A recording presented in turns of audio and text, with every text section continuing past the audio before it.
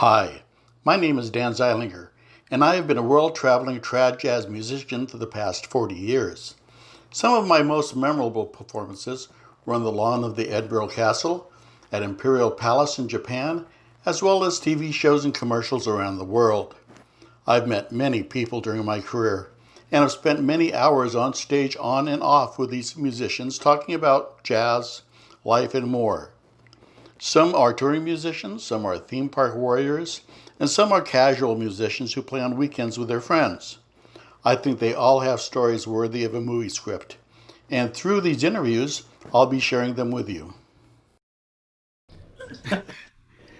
Hello there, this is Dan Zeilinger with Trad Jazz Today. My next guest is somebody who I'd like to consider a friend. I think that qualifies. He'll correct me if I'm not perceiving this incorrectly, but oh, good. Well, a very old friend actually. He and I cut a record together in the mid '90s, and I've known him. I've actually known of him since 1991, I believe, when he was playing with Captain Larry's Whiz Band. And we're going to go through all of that, but here he is, the famous, and now world famous, and deservedly so, Mr. Evan Christopher. Semi-retired. Well, aren't we all? you know. And if you're not familiar with Evan, I don't know why you're watching this show, because the people who were involved in early jazz all know who Evan is. He's now the foremost proponent of his, I guess it's almost an organization, Clarinet Road. I guess in a way, yeah. Well, anyway, I wanted to talk about the fact that you and I actually spoke about this back in the day with Misbehavin'. We were in a hotel room or in a bar or somewhere, and you were talking. I was asking you what you wanted to do with your music in the future, and you were actually talking about doing an arena show, something you could do in a big venue. Do you remember that? I think my vision was a portable, large venue. Yeah, almost like maybe a big top circus. Yeah. Well, you were talking about opening up by parading in with a New Orleans style band and almost doing like a history of jazz type of thing. And I think what was happening is there was a lot of dissatisfaction with the types of forums in which we were presenting the music, and I had it in my mind that the key, to having some control over the product was to have the same venue. But then of course, you have to actually have to go to where people are. So the reason that I want to go back to this is because it's really ironic that here we are almost 30 years later. Yeah. And the very thing that I thought that you had to do to present music the way you wanted is the very thing that we're being forced to do. Right. In a virtual sense, the key to a good presentation now is pretty much, using these tools of production, and it's not in person with a live audience, but we're basically using these tools to create a venue and create consistency through the technology. And before, I was just imagining it being a little more analog, if you will, and being a flatbed trailer tent or so. I don't know what I had in mind, but it's ironic that 30 years later I've been forced to come closer to that than I ever actually got in real life. Yeah, well, since July 2nd is when actually Aaron came up with the idea for the show. He said, what you ought to do, Dad? And I had no idea that I had a talent for this, for interviews, but we've only been doing this since July 2nd, and I have 102 subscribers. I have over 3,000 views, and people are really enjoying this, especially the people who I'm interviewing. And I've done everybody from Jim Mayhack. I've done almost all the West Coast guys. Well, let's say 40% of the West Coast guys. And like I just interviewed Cynthia Sayer, and so it's really and I've had to have Eli Newberger, and if you check out my interviews, I've managed to reach far and wide. Tomasz Istas from Hungary, and the Bohem Band. Tomas did an interview with me, and Gary Kaiser from Paris. All these people you know. Yeah, Or actually, Tomas. he's not from Paris. He gets on Tomas me is when I back. say, I'm sorry. Tomas, Tomas of those from Austria? No, where? No, no. Tomas Easthaus is actually a violinist, piano player from Kecskemét, Hungary, and he actually ran a jazz festival over there. And he has a band that he calls ragtime, but they actually incorporate all styles of early jazz. And I had a chance to be over there with 10th Avenue and meet him then. And he's a fascinating interview. If you ever get the yearning to look up some really interesting people, check out the channel. That was good. But let's get back to you. Larry Wright, I still play with. Oh, great. And of course, he was one of the people who kind of beat you over the head with trad in your early days.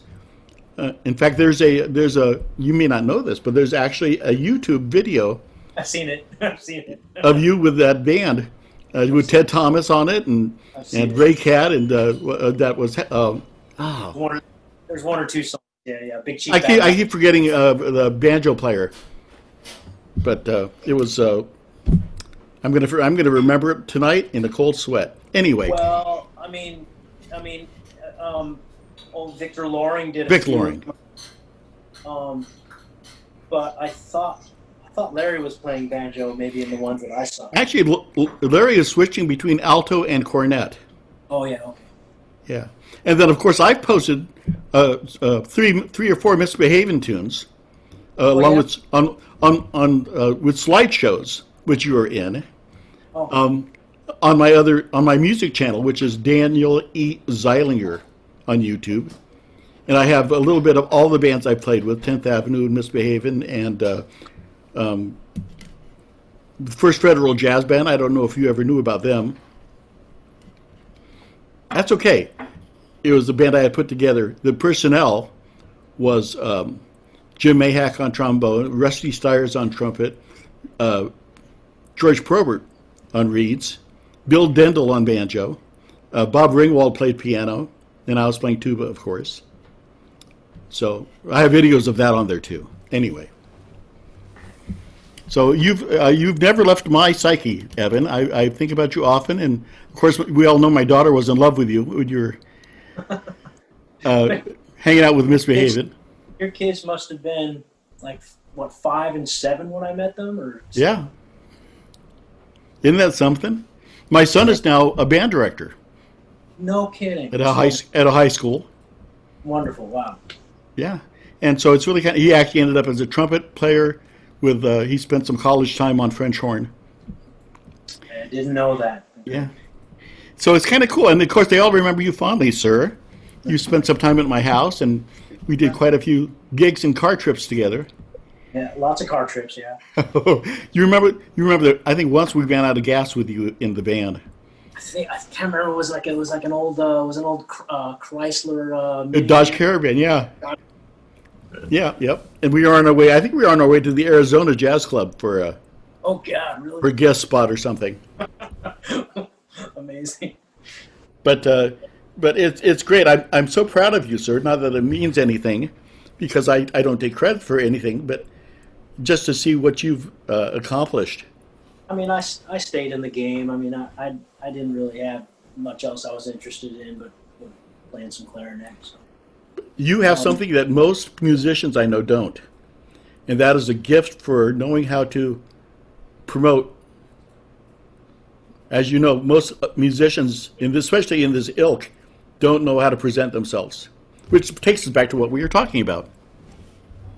Yeah, well, I mean, I think if it depends on what you want to do, I guess. I mean, if I did so many different types of gigs in Southern California, and when you and I met, I was just kind of returning to college, basically. I'd started for a couple of years, and then was playing a lot of saxophone, and then took a little time off, and before I started back in at college, and that was about the time we would have met, around 1991-ish, Right. 19-ish. You were still playing BAME system at the time. Oh yeah, sure I was. I don't think I switched to Albert System until several years later. But the diversity of work was kind of the end in itself, and there wasn't really it's hard to kind of imagine. It's kind of hard to imagine, a career that was different than just Right. take, taking Ending up gigs. at Disneyland, or just doing casuals for the rest of your life. All of it. I mean, just because there was a million different types of things to do, and it seemed at the time, it probably seemed to me like enough to just piece all that together. As long as I was playing clarinet, because each band that I got to work with had its own repertoire, was interested in some sort of subgenre of the music, and I think that then there was still a little balance of saxophone too. I mean, so. Uh, I think there was a lot of variety and a lot of diversity, and I don't think I was actually ever thinking about, New Orleans wasn't even really on the radar at the time. Yeah, yeah. Yeah, I did an interview earlier with Bill Dendel, and we got in a little bit of an argument. Not really an argument, but we were. I told the story of one time when we were in Sun Valley, I believe it was, and we were walking down a hallway. I was with Miss Behaven at the time, and we passed the ballroom, and you were on stage, I think, with South Market Street, or you were with us, and then jumped on the South Market Street stage. My memory fails me. There's a couple of those festivals where I was actually doing more than one group. So I mean, it could have been actually literally going, trying to make, But the story was you jumped on stage and called a tune, and I don't know what happened, but somehow or another the band kind of crashed and burned, and Jake Hanna was on drums. You remember the story? I don't, but I remember. But I mean, of course, I remember Jake. Yeah, he stands up and he grabs the mic after the band falls apart and everybody's laughing. He stands up and he grabs the mic and he says, "Either you like Picasso or you don't." That Sun Valley Festival was kind of interesting. I can't remember. I remember a couple things about that. I feel like I remember it being in the fall, so it could have been, the weather could have been chilly, but there wouldn't have been snow necessarily. I feel like there was one of those trips where I was with Bill, and I think they locked the keys in the van or something. Oh, that was with me. Oh, That was with me. Actually, we were late. We were on our way up the Grapevine, and the van overheated. And so I got out, and I had some water in the back, and we dumped it in the radiator, and we tried to make it. I think it was Stockton, and we all jumped out of the van, and I closed the door with the car running, and the doors locked.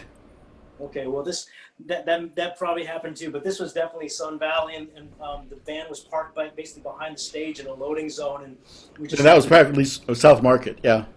we just had to leave the car running while we played the set and then deal with it afterwards. I mean, I remember those festivals. In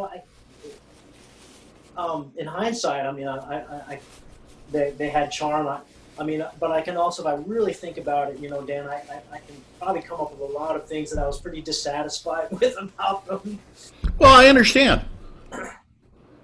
Especially for guys, because those festivals were designed for weekend warriors. Those things were designed for jazz club bands, not for professionals. Yeah, I feel like there was, for whatever reason in the time, so sort of that early '90s period, I feel like there was a balance. There was a balance. The one that they had over at the airport in LA had a balance of professionals. Oh yeah. There were still, and even if you went up to Sacramento, this is actually a real transitional period that people may not know about, but that early '90s period, there were still quite a few, veterans left on the circuit, and you could have some professional players, Well, people like Jackie Kuhn and George Probert, and yeah, you had some of the old timers who were a real education. Yeah, no, I mean even like Snooky Young and Peter Batts and Plas Johnson, and I mean, it wasn't always strictly the traditional music, but yeah, there was still a lot of who else? I'm trying to think. I mean, it was kind of a transition. There were still some of the Jake Hanna. I mean, some of the jazz party kind of sort of a cross between the traditional festivals with bands that were maybe um, fun amateur kind of bands, and then professional musicians. Sure. Those are, Yeah, I accidentally fell into some bands. For example, when I was with 10th Avenue, we were doing 52 flights a year all over the world. And I spent 6 years with Banjo Mania, and we did Japan and England. And so I was fortunate enough to fall into some professional touring groups. And so I wasn't relegated to just the jazz festival circuit. Well, that festival circuit has kind of fallen by the wayside, unfortunately. Now, I know you're doing Bria and you're doing the Hot Festival in New York. Talk a little bit about that. well, so Molly Ryan and Bria Skomberg um, partnered together to create something they called the New York Hot Jazz Camp. And of course, this year's virtual, but in previous years, it's been an adult workshop taking place in New York City over a 1 week period with lots of master classes. Basically, a faculty member on every instrument of the traditional group, and culminates in a small festival, if you want to call it a festival, basically a mini all-day marathon concert, basically, with a mix of working professionals in New York and then the bands of So it literally a virtual jazz camp. yeah, yeah. So I didn't, I kind of, you mentioned Matt Perrine earlier. I didn't actually come up in that jazz camp No, thing. I, So I either I just kind of missed it, or but I remember teaching. I think I taught 1 year at one in Mammoth, California, and I feel like You mentioned Bill Dendel. I think through his education connections, I feel like I did a couple things, but it didn't really. I don't really know about that paradigm as much. But I have met many professional musicians over the years, and several who've ended up in New Orleans who did go through that. sure. Like Jason. Jason Jerzak is one of those guys, and Jason Back, Nahum Zadibel. yeah. Now, see, I was the tuba guy at Mammoth Lakes the first 3 years. I was the instructor, so Yeah. I knew Jason and a bunch of those guys. So this actually, I don't know when you'll be pushing this out, but Late November. okay, so we'll have already done the camp. The camp will have taken place. So I'll just say it was great. It was great. We gave a virtual concert. I read Matt, you know. Yeah, it's a little strange. I understand that. I leave myself a little leeway time. When this started in July, I've actually been dropping 3 interviews a week since July 2nd. It, to be honest, it'll be timely because my strategy with all of these teaching opportunities and with the broadcast software that I've been using, it's actually easy to make sure that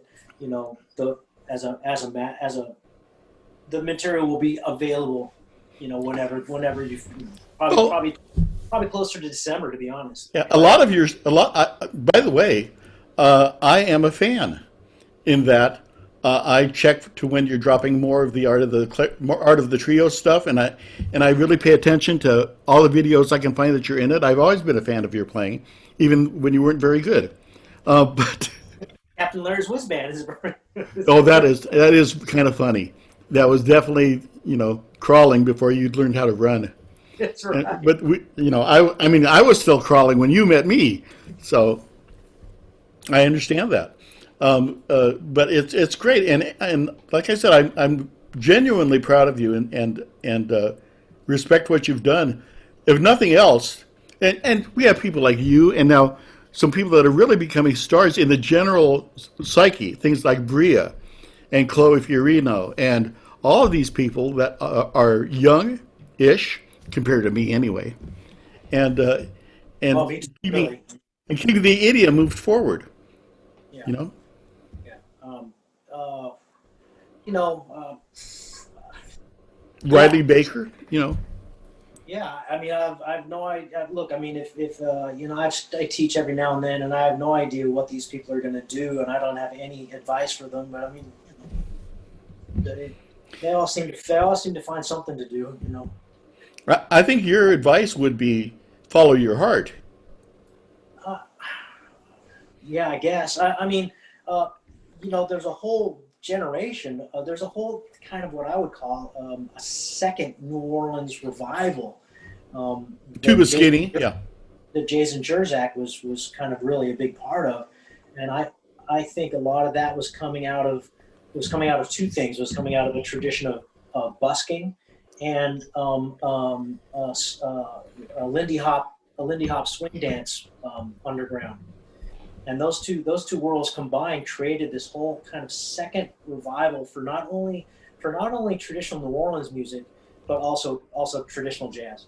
Oh yeah, I mean, every so often we get a flash of hope when you see people like Squirrel Nut Zippers or Royal Crown Review or Tuba Skinny, and you see people that are passionate about one manifestation or another of earlier jazz.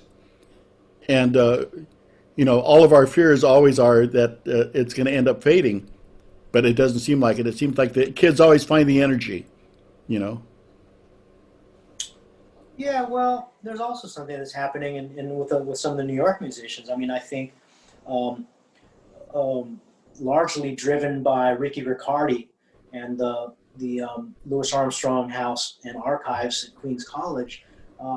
He's teaching courses on Louis Armstrong. I mean, there's a discourse for popular culture that treats at least Louis Armstrong with that same amount of currency that the jazz tradition began to have in the 1980s with the start of jazz at Lincoln Center and with Wynton Marsalis.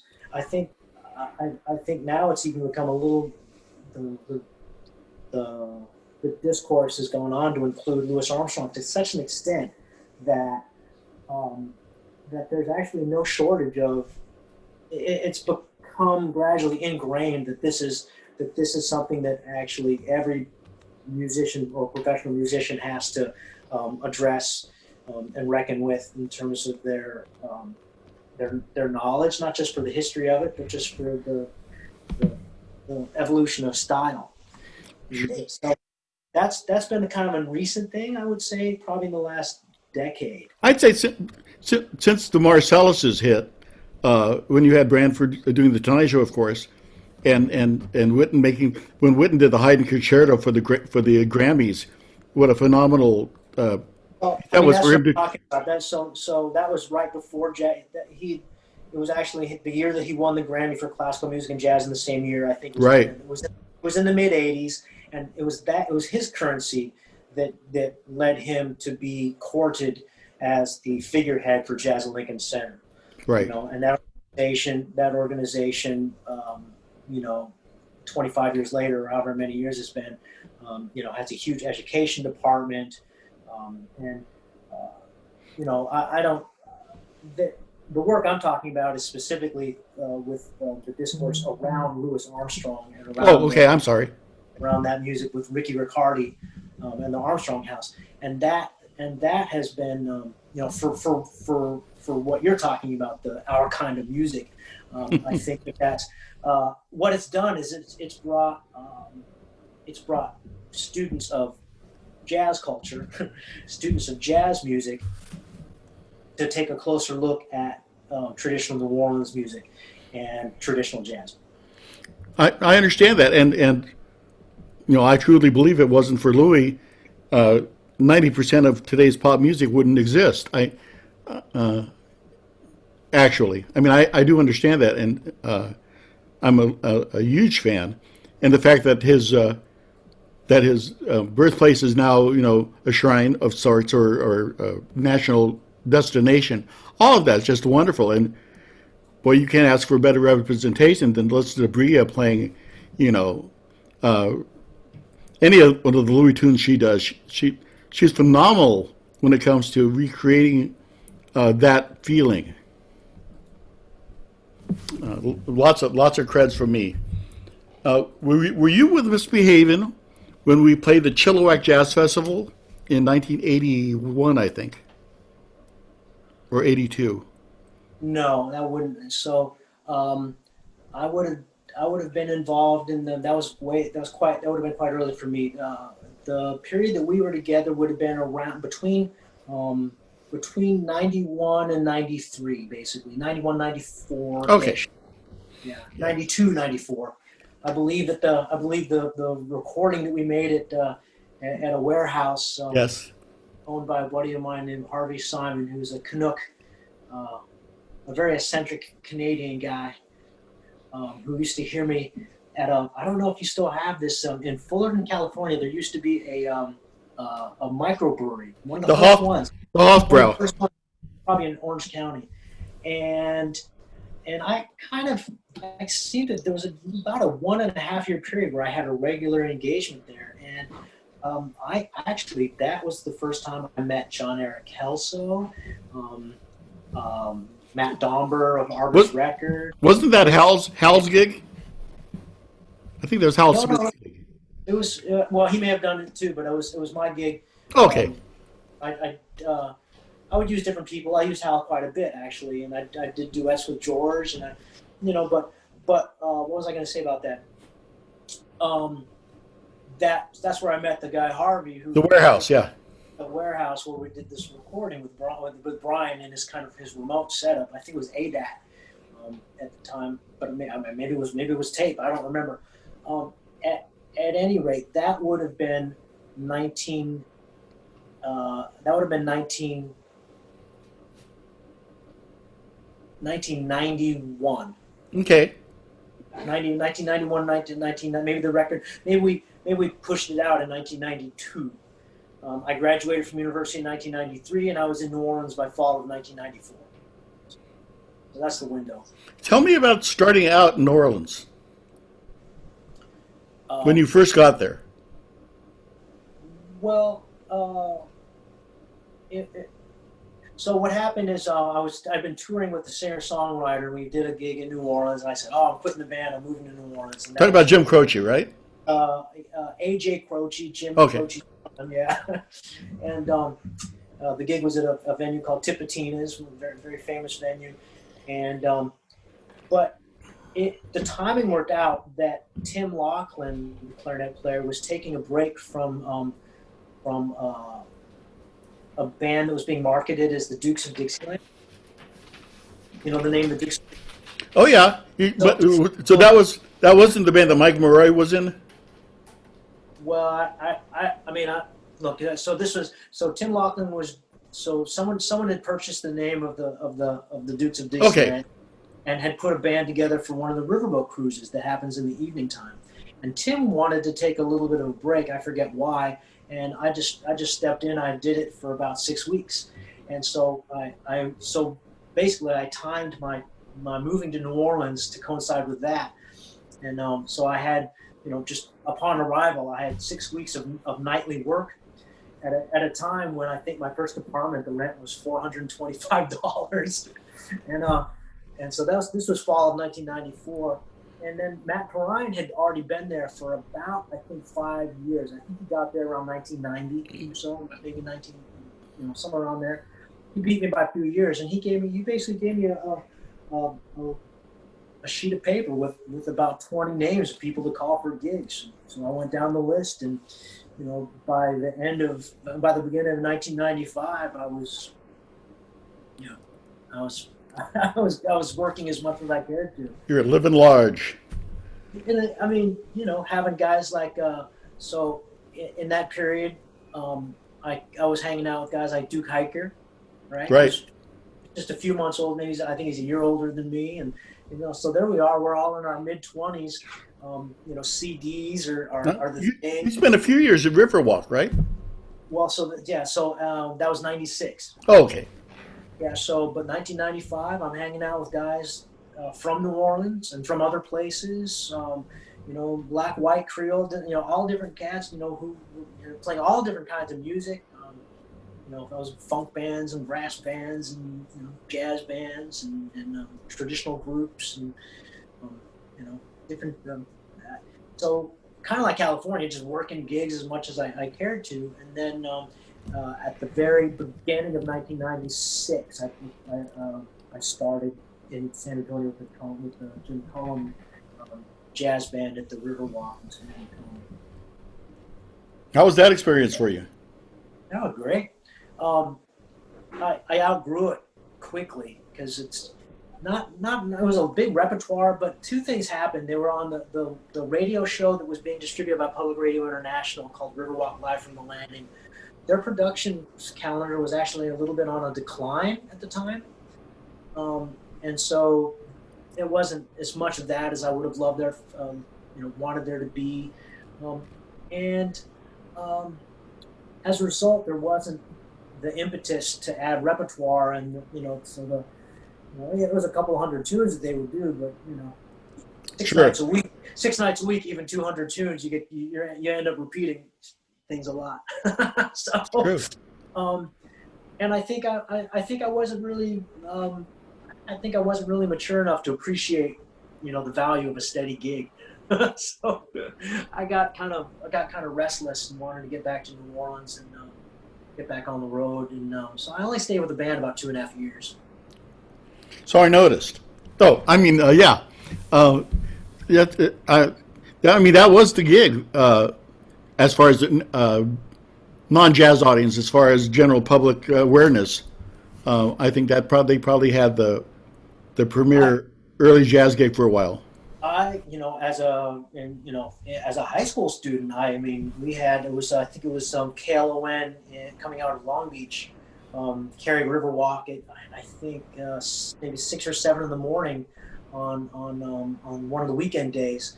I used to love the show. I used to love listening to it, and Alan Vichet would have been the clarinet player at the time. I thought Alan was he's like a hero. He's because he was kind of one of the first voices I heard of a living clarinetist. Everyone else I'd been listening to up at that point had been dead. So who have you met in your time in New Orleans of the very traditional guys? Oh well, so Dan, to be honest, the the Willie Humphrey had passed away just a few months before I got there. Willie and Percy had already passed away, so there were actually literally no living clarinet players of interest to me at the time for traditional New Orleans music. By the time I got here, but but for other styles of music, I mean, I just texted Matt the other day because some music came on, some R&B stuff, and there was a bass player named Lloyd Lambert who I got to meet and play with a little bit. Nicholas Payton's father, Walter Payton, guys like that. And,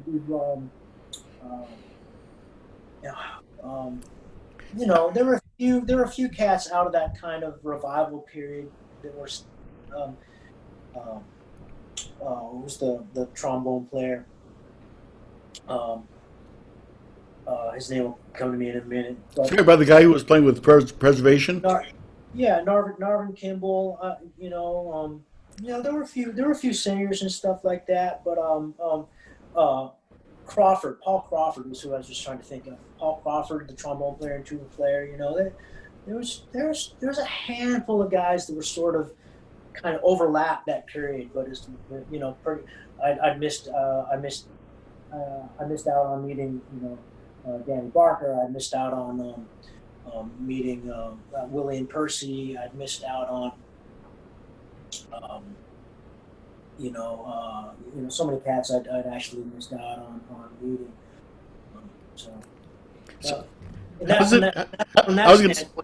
New Orleans was that's kind of a disappointment. I was just going to say, how do you feel being perceived now as kind of the old man on the mountain when it comes to trad clarinet, especially Alper system? Well, I don't know. Does anybody really give a shit about the clarinet? Does anybody care about the Albert system? I just mentioned you. Somebody, I forgot where it was, and I should remember this, but somebody put up a giant, like a 4-story picture of a clarinet out in front of I believe it was a museum. Oh no, there's a mural. At the Holiday Inn, the downtown Holiday Inn. Oh, that's it. Anyway, I saw that post. It's six floors high, and all the players make their pilgrimage. Dan Levinson and I took a picture there when he visited. Funny. Dan was actually living in New Orleans, I think, at the time when I first moved there, or we just crossed paths. We just missed each other. I can't remember which. Yeah, but he came back to visit one year when that mural had just gone up, and we took a picture there with an old buddy of mine named Frank Laidlaw, uh, wonderful musician too, who'd been around the New York scene a little bit. He was a buddy of Kenny DeVerne's. Yeah. Well, my point was somebody posted that picture on Facebook of that post or that picture. It's an Albert System clarinet. Yeah. And somebody said, can anybody tell me something about this clarinet? I said, I don't know. It's Albert System. It might belong to Evan Christopher. And that started a little firestorm. They said, no, actually, I forget whose it was, but. So it originally was one of Omer Simeon's clarinets. Okay. And my friend Frank Laidlaw sold it to Michael White. Michael White doesn't play Albert System, so in 2005, when the federal levees failed and flooded the city of New Orleans, virtually all of Michael's clarinet collection was destroyed, including that one. Oh. Now, that particular horn, the artist decided to add the wraparound octave key, but this particular horn didn't actually have it. Okay.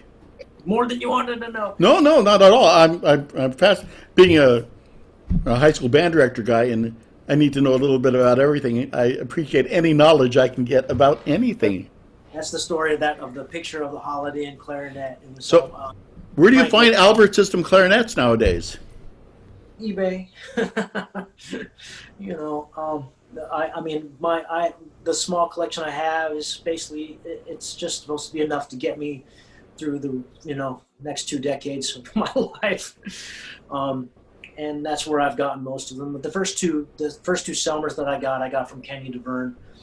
There's a wonderful cat in Winston-Salem, North Carolina, who repairs vintage clarinets. That's a specialty. He has all sorts of things that come through his shop. Some Alberts, some not. So there's eBay, I think, is where I've gotten 2 or 3 horns, and personal friends, and is where I've gotten some. Of course, Larry plays Albert, Larry Wright, and I don't know if you remember Mike Olson. Probably not, but he was actually the very first reed player with Bisbee-Haven, and he now has he spent a long time trying to get a hold of the Albert System in his head, and finally Larry looked at him and said, "Why bother? You can already play Bame, and why go through the hassle?" But I understand that it changes the way you think.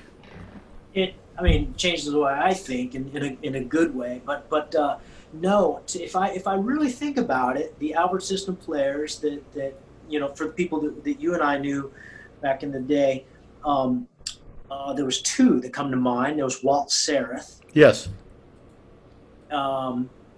And there was a cat that was Dutch, and he obviously played German System because that's just what they played. And his name was Peter. Peter Mayer. Peter Mayer played Albert System. Other than that, I'm trying to think of who else I saw at the time that was playing Alberts. Wasn't Ed Poe playing Alberts? Who? Ed Poe from the Black Dogs. That I don't. That's okay. I'm just racking my head for people. I feel like that was kind of before my time. I feel like Steve Yoakum was he was still living in the United States, and he had other projects, but that wasn't one of them. He just passed, by the way. I do know that. Yeah, I do know. Unfortunately. Yeah. Well, I'm so glad I finally got to interview you. I appreciate when you met me. I was in that position where I had little kids, and a house, and trying to time things out. And I'm still married to Terry, and she says hello. Hi to Terry. And and both of my kids know that I'm going to be doing this interview. So Erin's right here, in fact, but Melody's at home. Melody's at home with her kids, and we all have fond memories of our time with you. Hugs to Melody and Erin, and that was it's fun to reminisce about those times. Tell the people. I'm sorry. Tell the people what you plug. And what I'm trying to say is plug away. Plug anything you have to plug. people can visit me anytime they want at clarinetroad.com. Um, uh, I've been slowly rolling out some education stuff just for kicks, but I'll probably get more aggressive about that now that I have nothing else to do. Um, but you know, that's really the best place to stay in touch. And there's email contact there, and I'm pretty good about answering. Social media, it's all Clarinet Road. There's a Facebook page. The Duo project, Art of the Duo, has records out, and all my music's for sale at Louisiana Music Factory. It's the only brick and mortar shop that I have my. It would make great Christmas gifts, ladies and gentlemen. That's right. Good for time for Christmas. That's funny. You mentioned that Art of the Trio CD. That is actually probably the first traditional um, traditional recording I've made in several years. Yeah.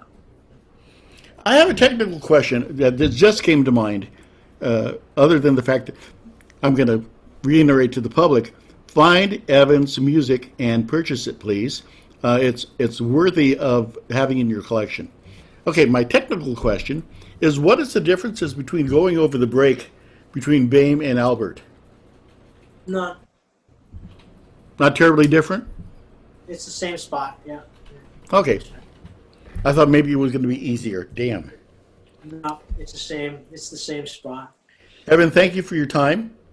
Dan, so And nice to see I will drop you a line to let you know exactly when it airs you. Sounds good. soon, and I'll remind you the day it happens. I want to go through my own head, make sure there's nothing I'm forgetting to ask you. Good. All right, so you take care now. You too. All right. Say hi to anybody you see out there. Will do. Thank you for watching Trad Jazz today. Dan shows new interviews every Monday, Wednesday, and Friday. Make sure to check out the archive of past shows and please give us a thumbs up when you subscribe to the channel. Bye.